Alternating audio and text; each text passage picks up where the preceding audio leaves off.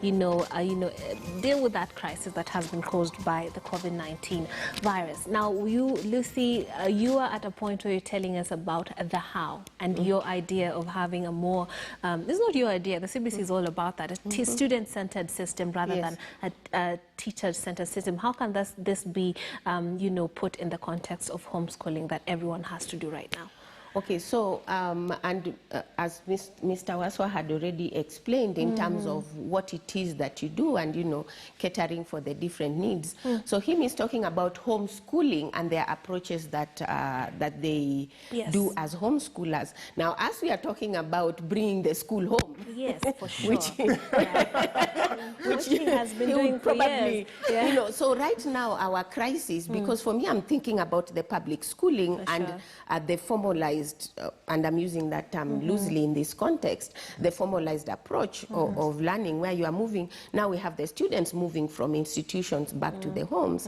Then how do the parents then or continue guardians be able to continue with that process?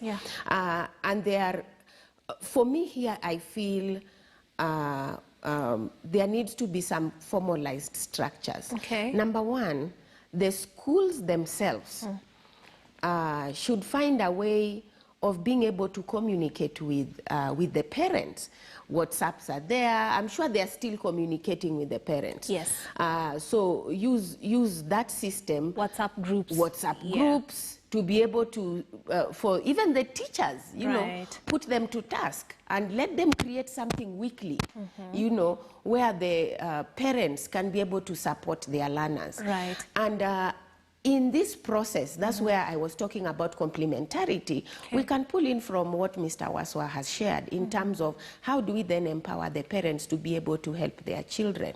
Because this is a paradigm shift. Yes. What Mr. Waswa is talking about doesn't happen overnight. No. All of a sudden, because of Corona, I am not going to change my demeanor or change my mindset in terms of my fear of working with my child, learning math and all these other complicated aspects of learning. Right. It is easier in quotes, to be able to deal with children when they are from elementary, maybe probably up to class 6.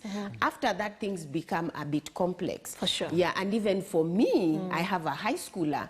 Don't give me chemistry, I wouldn't be able to help my child. Right. But if I'm coordinating with the teacher and having the teacher provide me with the necessary support, then I can be able to guide my learner. But then we also have to remember, and once again, I'm going back to the socio-economic issues, because bundles have to be bought for the phones. You are talking about that parent in the rural. You are talking about that teacher who has 60 students in class. What time does he or she, do they have adequate time to be able to send that message and be able to monitor all the learners? So can the schools at that level be able to provide reasonable and realistic structures that they can share with the parents, for the parents to provide that support? Yes. Because whether we like it or not, some learning will be missed. For sure. For the bigger part. Of course, for Mr. Waswa and their learners, them it is business as usual. Day, but we also have to be cognizant that learning is going to be missed. So then we have to try and minimize that, and then now it's the task of the Ministry of Education to kind of think ahead. And I'm sure they're already doing that, of how are we going to play catch up. Now also the other thing you had talked about, additional resources. I had already mentioned earlier on about the modules on radio. Those, I think, oftentimes, and there's a lot that goes on in social media. Try this, try that, try this. But if that can be channeled through a formalized system, and if I can kind of relate that to what is happening with the corona. Nowadays, everybody at 3 p.m. is waiting for the update from the CS. Because that's what we know is legitimate information. So I wish then the Ministry of Education would do something like that, whereby all these good resources and we borrow from the homeschoolers and everyone else. All these good resources that can support the parents can be channeled through a formalized structure. Right. So then we avoid the situation of kids going back and they're all confused because everybody was on their own path of education. Exactly. So for me, that is kind of what I would advise in terms of having something formalized, something structured, something people can say is legitimate, because then that way we are able to properly manage information, and then we minimize a lot of confusion. Absolutely. And Mr. Waso, you had told us there's a whole dissertation about the how. Could you go deeper into how parents can actually, find very constructive ways of teaching? Let's say they've gotten all the information from the ministry, as Lucy has said. Now it's the how, the right approach, so that they get the best out of these, the sort of structures and curriculum that could be provided. Yes, before I get into that, I'd just like to make a bit of clarity from a dear colleague that some learning will be missed. When I look back at my own learning, I went to Olympic Primary School. I was in Starehe for 4 years. I went to Egerton University. The teacher I remember most is Mrs. Obura, Olympic Primary School, Standard D1. Because we jumped in class and we slept on the floor. And we sang Naskia Sauti, and I have never forgotten. So 40 years from today, I assure you, our children will not remember the WhatsApp groups, they'll not remember the support from the schools, they'll remember there was a time we stayed home and read stories and cooked and slept and had the best time of our lives. And because this is happening all over the world, we are all on lockdown. So believe you me, by law of aggregates, we are missing nothing. Everyone. Life is going on. We'll all be playing catch-up, you're saying, when we go back? There'll be no catch-up. We'll all be together. Yes, we'll just aggregate as we move. Okay. Now, back to your question. As I said, different human beings have different intelligences. Some have what you call mathematical linear intelligence, very mathematical. Some have linguistic intelligence. They're just good with languages. They catch languages, 3, 4, 5 languages, easy. Some have a musical intelligence. Some are artistic. Some are what you have to call bodily kinesthetic intelligence, good sports people. Some have interpersonal intelligence. Take them to a group of 40 strangers in 5 minutes. It's like they've known each other for the last 10 years. Some have intrapersonal intelligence, very good in perception. They look at you, read your body language, facial expression, and tell you, you're not okay. Now, the role of education is to see what is the combination of intelligences that a child has, and then use the appropriate teaching methods to work with this intelligence and ensure to make they get them the to most learn. out of the education. Right? And so if you have mathematical linear intelligence and linguistic intelligence, use a curriculum. That works best for them. But suppose you have bodily kinesthetic intelligence. Just put cushions around the house, make it safe to somersault, and somersault with the children. Learning is happening. If you have musical intelligence, just sing together. I mean, and as Africans, we are a very singing culture. We have lots of songs. Just sing with the children and use whatever is necessary to make sure that you are able to make it child and learner centered. And it is even good and more relaxing for you. So if it is reading, so be it. If it is doing math together, so be it. But ultimately, make it learner centered, informed by the intelligences that the children have. The understanding of how they actually absorb information. Now, she has given us a lot about what we could possibly do within this small period of time. Well, we don't know how long it will take, but then we have WhatsApp group, being in contact with the teachers. But you've been doing this for long, so you do know about online resources, where to get structures that could actually help you better. For some of us, we needed a how, and then I will implement. So how can a parent get this information if they're not, in a position to be in contact with the teacher due to various logistical problems? First, I would say there are hundreds of curriculum. I mean, 844 is a very good curriculum. The challenge was in implementation. And when, as a society, we became exam-centered as opposed to learning-centered. That's why I lost it to the 844. Yes. IGCSE is a very good curriculum. We have curriculums like Apologia. We have curriculums like Sunlight and Matthew C. And Accelerated Christian Education. So there are hundreds of curriculums out there. But at the end of the day, it is never about the curriculum. Okay. I will pull you back from the system.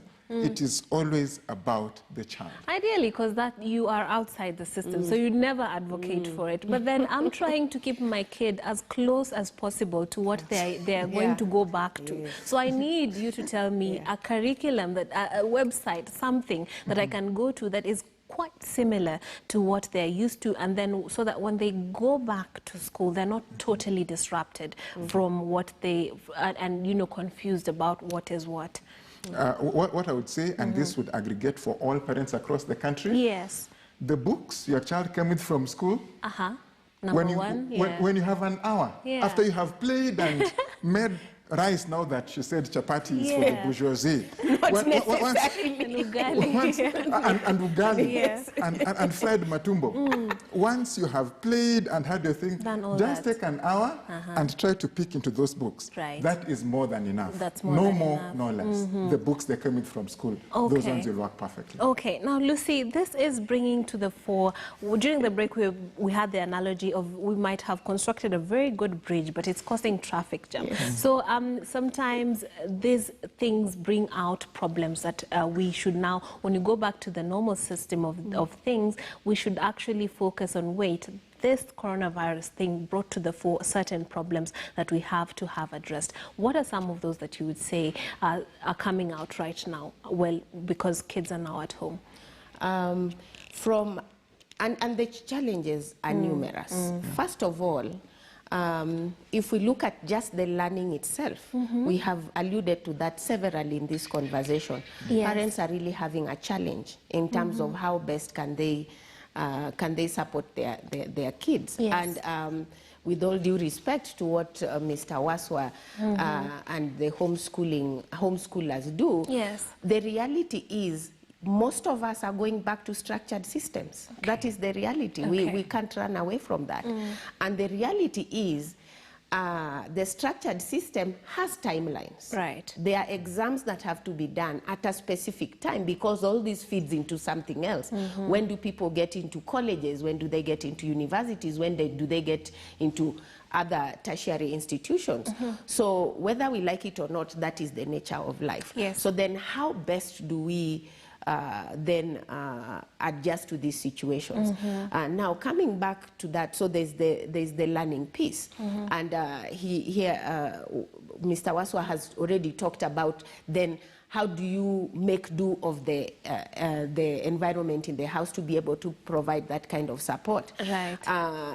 And I'm thinking like those in the rural, and you know, they are not able to access technology and all that. It's a good idea to be able to, for the parents to sit with the child if they can, and be able to provide those supports. And for me, still, I'm going back to the issue of the school being able to support the parents in this endeavor. So that is one. There's the whole piece of learning. Then the other thing is back to now the social class. You have children at home who, if it is from the well-to-do families, sitting sitting on video games. There's a lot of video gaming and all that. And then also, let's think about the teenagers. You know, we are not thinking about them.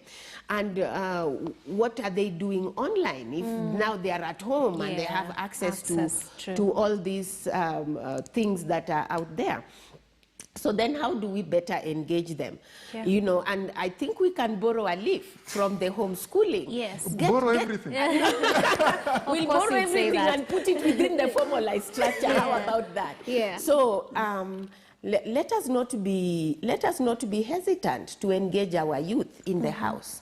You know, this is a time also for parents to bond with their children. For sure, get to know who is my teenager. Why should they lock themselves up in their bedroom the whole day?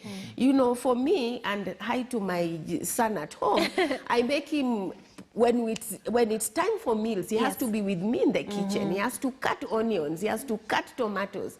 We have to cook together. And we have to what's Corona homeschooling. Yeah. So how do you know? I mean, teenagers are normally not the happiest people. They'll grumble and all that, but they will do it. Yes. They will do it. So then is how do you get to learn your child, as Mr. Waswa had said earlier, or not all children are the same. So this is your moment to be able to learn your child and be able to engage with them. Yeah. Now, we've run out of time. So yes, one more thing also, because this is something that I see when I drive along, especially on the areas where you have families that are not socially empowered. You have children roaming around. Yeah. You know, and they are begging. So now parents also are using this as an opportunity to send them out to beg.